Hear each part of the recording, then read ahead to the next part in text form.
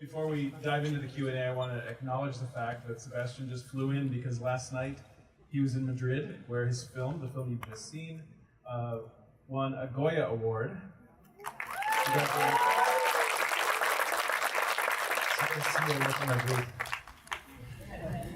And we have him for a few minutes before he jets off to Los Angeles, because this film, in a month, will be competing, and it's, as you probably know, nominated for the Academy Award for Best Foreign Language Film. Not bad. And now it's out in the world. It's been a year since the movie debuted. You were at the Berlin Film Festival a year ago, and now opening here in New York and in Los Angeles this weekend. Congratulations again. Thank you. Thank you. The performance in this movie is so exceptional. Daniela is just an amazing actress, and I think we can pick up the conversation a little bit by talking about her. Mm-hmm. And you had this amazing collaboration with her, but maybe tell us how you met her. Yeah, well, thank you for being here. I know the Super Bowl is taking place, so I really Super appreciate Bowl, it. what's that? I met her because when the idea of making this story happen to a transgender woman appeared, we felt, me and my co-writer, we felt we need to see who is out there. Mm-hmm. And then I wasn't sure if I wanted to make the film back then. I was exploring. Mm-hmm. And I wasn't looking for an actress. I was just looking to get rid of my ignorance and to meet someone that could advise or, share experiences with us of what being a transgender woman in a city like Santiago has meant for, in this case, for Daniela. And we met, recommended by some common friends, and they said you should meet her because she sings. She's a lyrical singer. She has some acting experience, and she's witty and she's political and she's funny and she's fantastic. So we met and we talked for 2 hours, and after that conversation, I was like, okay, I want to make this film.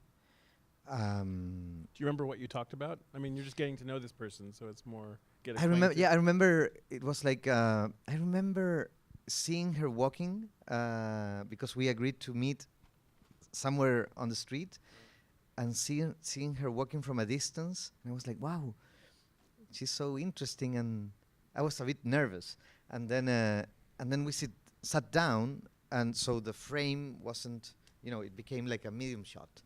And it was like, I was just so fascinated by her, and I was like, so it's great to meet you. How do you deal with all this? I mean, is it hard? And she was like, no. I mean, look, this is the problem. And she took out her ID, put it on the table, and she said, the problem with this country is that I don't have the right to change my dead name.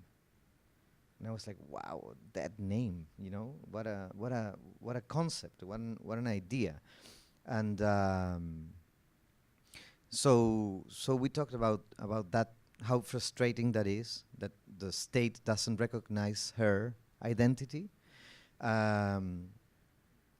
How she transitioned, how she was very supported by her family, and then she said this at some point in the conversation. She said, I feel like I'm ready for the world, but the little detail is that the world is not ready for me, and what can I do, And I was like, oh, this is a film. But back then I wasn't looking for an actress, so I was looking for a consultant, like a friend, someone that could become a friend of the project, so we could call and we could, receive information from, and she generously became accepted to become our project friend, and we Skyped like for a year, and we became friends, and slowly the script started to absorb things from her personality, not anecdotes, but textures and nuances and elements from Dani. And she had no idea what we were writing about. But after that meeting, I not only knew that I wanted to make the film, but I knew, without theorizing too much or at all, that I was not going to make it without a transgender actress. And then towards the end of the writing process, after a year, I realized that I wanted my beloved cultural advisor and already friend to be the star. So it was quite organic and a very beautiful process, because she was always there. Now, I know I asked Daniela this question once, and I heard it from the answer from her perspective, which is the conversation she had with you, or you had with her, about asking her to become that star of the film.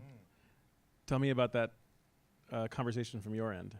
You mean when the when you invitation was extended? When you actually made that offer, when you, not just when you realized it, but more like when you actually Well, discussed it with her. I sent her the draft, and it said top secret, and I This is the final script. You the final script, and I asked her, would you like to play Marina? That's all. So she read it, and I was back in Berlin, and where I live, and she called me, and she said to me, "Are you completely insane? Like, do you want me to fly? You want me to? I don't know how to drive. I cannot do this. I mean, you're nuts." And I was like, no, I think we can do it together. Like we'll do it together. And she said, I need 3 days. And the mythology says that she went partying for 3 days. Came back and called me, and she said, okay, I'll do it. And I feel blessed, because her presence in the film made the film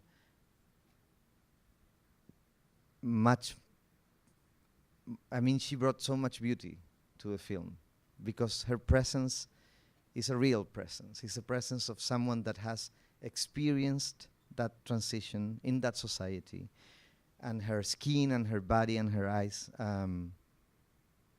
carry that history. And that is something that I think that the camera knows. Certainly comes across to an audience watching it.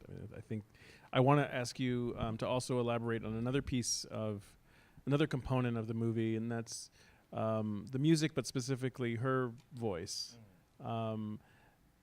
Daniela is a singer. This is her voice we hear in the movie. Tell us about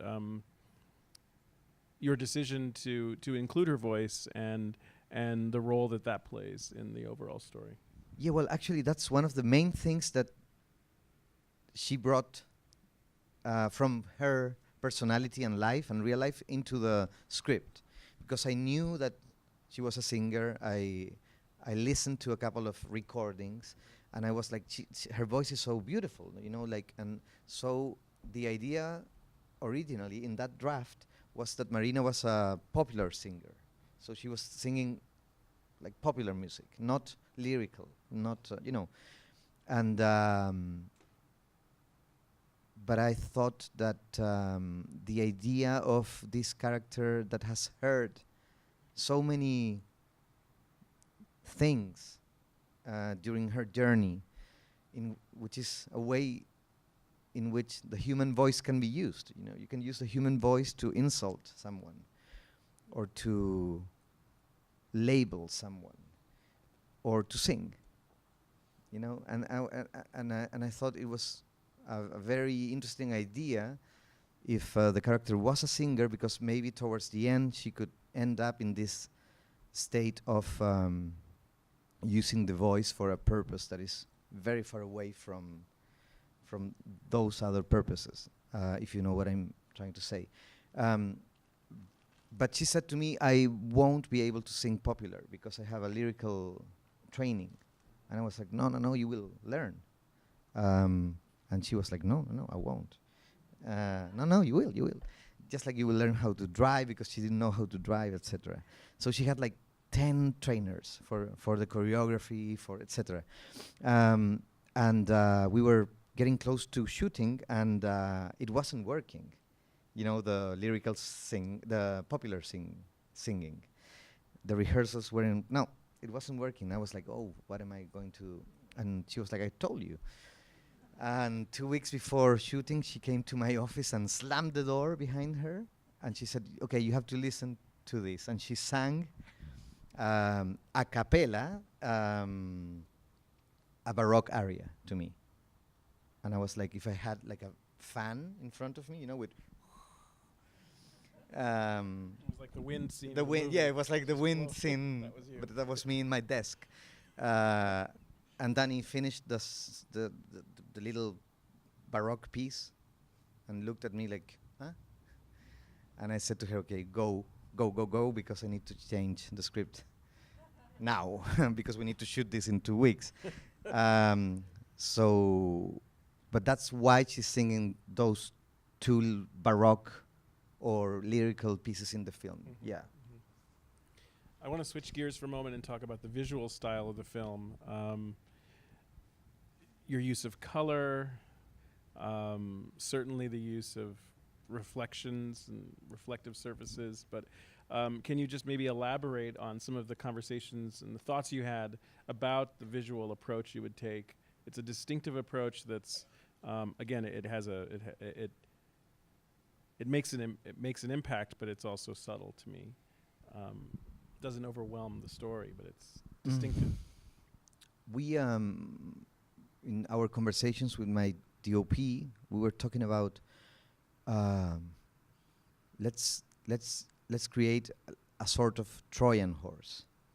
So a film that, you know, the spectator would sit down. It will start like a late 40s melodrama opening, and then it will be like a conventional romantic story with a classical calligraphy. But then suddenly things will start to change, and inside the horse will come, there will be something hidden. And that's not only Marina as a non-classical at all type of character, but the gesture of having Daniela interpreting Marina. That was like the hidden weapon.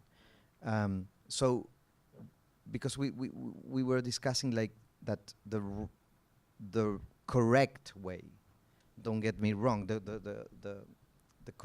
usual way in The which expected way. the respected way, correct, exactly, in which you film a transgender character is with the raw light of social realism. Mm-hmm. And we were like, no, let's do a flamboyant film, like a film that looks like, let's play with artifice, you know, and let's play with tonalities and with genres, and let's make it dreamy and hypnotic, and let's make a movie, you know, and let's get away from this raw approach. So, because when you change the way you look at things, you know, the things you look at change. And if you can provide a different angle, a different perspective, and the spectator can click or make a click with that specific point of view, then the perception of the subjects that the film is exploring are, you know, can potentially change or become more complex. So that was more or less the theory, and that's why the film looks like that, and it has that a certain splendor, you know, a certain Thank you.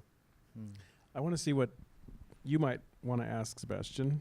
I don't know how much time we have, so someone will have to just 10 minutes. Okay, so let's take a couple questions from the audience. Maybe you can select a few folks if you can see right here. Hi, really thought the film was wonderful. Really feeling very in need of knowing how Daniela is now and what's she doing, where does she live, who is she with, how is her life? Well, before he tells you that, there's a beautiful photo of the two of them on stage last night in Spain with Daniela giving you the biggest kiss on your cheek, and then you're stuck with this giant lipstick, which is amazing. So tell us about Daniela today. Well, I can call her. She's had an amazing year. She's doing great. I mean, it's been an important year for her. She has become very well known in Chile, like super known. Like a lot of people really love her, and she's been dealing with all this attention and being a great ambassador of the film, and somehow a great bridge between the film and reality. You know, she has done that with great grace, and she's happy, and we are both a bit exhausted, but we feel very happy because of the amount of the reception that the film has encountered. She's good, and she will be perfect. Yeah, she will do good. Is her acting in this film, will it challenge her her career path? I mean, she's been a singer before this movie. Yeah. Has she said whether she wants to continue acting or focus entirely on singing, or both? Well, this has been a conversation that we've been having the entire year, and for now, well, she wants to act. She has a couple of offers. She will write a book, kind of like a premature memoirs, you know, and they offered her to make to have a radio show in Chile. So I think she will become like a cultural personality, and I think that can be great, because I'm always telling her you can do a bit of everything, and I think she likes that idea. She can be Oprah. It's fine. Yeah. Let's see what other questions you have. Is there someone right there? Yep, right there. Hi. It's hard to see you, but Chilean here. Hi. My question is, after the last expressions of President Piñera in Chile about transgender people, do you think that your movie can be some kind of piece of activism for a country where we don't have any kind of transgender representation in media? Well, even though we were trying to create a more complex animal than a cause film, because the political dimension of the film is there, but it's one of the dimensions of the film. It's not the only one, that's what I'm trying to say.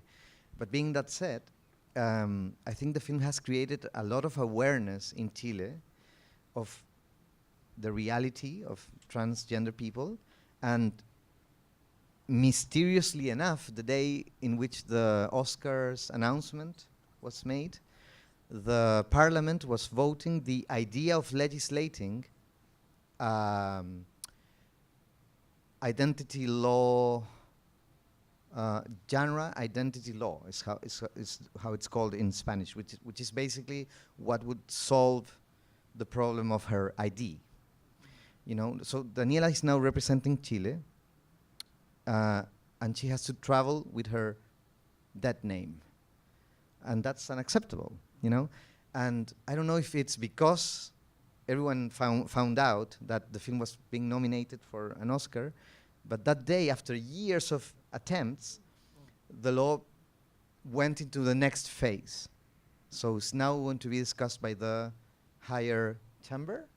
Yeah. Not deputies, but senators. Senate. Senators. Mm-hmm. Yes.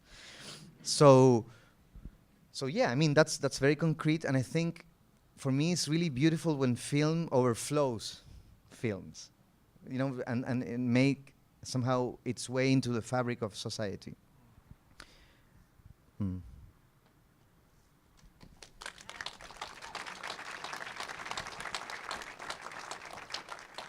We're gonna do. See, there's a hand over towards the back. We have time for one more. We're almost out of time. Oh my Hi. gosh, that was just amazing. Thank you. So touching, so beautiful. My question is, I kept imagining that she would have a key and inside that locker it would be like a will or something in there. Can you tell me why it was empty? Like, or was it really empty? But I If kept wanting something. If I only knew, I mean, You create such a great sense of mystery, though. but with that's that the whole point. I mean, the genre, playing with the genre that's a very genre-driven device. Or device. Yeah, it's actually a MacGuffin. No, it's something that puts the machinery into motion, or some of the narrative machineries into motion, and the characters are just trapped by the obsession of, you know, saving the microfilm, or seeing what is inside the, whatever, the little. Yeah, it's very Hitchcockian, with all respect. But I just found so attractive the idea of playing with that, and then really facing the void, you know. And then, because death, in a certain way, is like the absence of answers, you know. I mean, even if you're a believer or you have a system of beliefs, death confronts you to the crisis of that system of belief, and that's the terrible beauty of it. It becomes a master. And so when she opens the locker and the tickets to Iguazu are not there, or a will, or whatever, there's just an empty space. I think the game of projections that every film proposes, but this film particularly proposes, because we are always projecting our own fears, desires, and fantasies upon Marina. And we see how the secondary characters do the same thing. They call her names, they define her, but by doing that, they only reveal aspects of themselves, nothing of her. She remains, in a certain way, like an enigma. And that was intended, so we have enough space to project whatever we have inside upon her, and here and there, she looks straight into the lens, like asking the spectator, what do you see? You know, how would you name me? And to connect to your question, I think in that moment, which is one of the lowest moments in the character's journey, we are, you know, willing to find something, some answer, something to hold on to, and there's nothing. And then I guess the experience of the spectator is very, very close to the experience of the character in that moment. You know, facing that emptiness that in this story somehow provides her with the strength to go to the funeral, even though she gets there late, and to get to the end of the story. Yeah.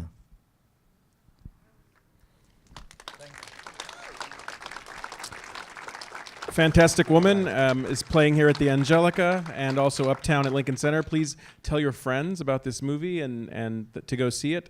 And let's thank Sebastian and wish him well at the Oscars in a couple weeks. Thank you. Thank you, guys. Thank you so much. Thank you very much. Thank you.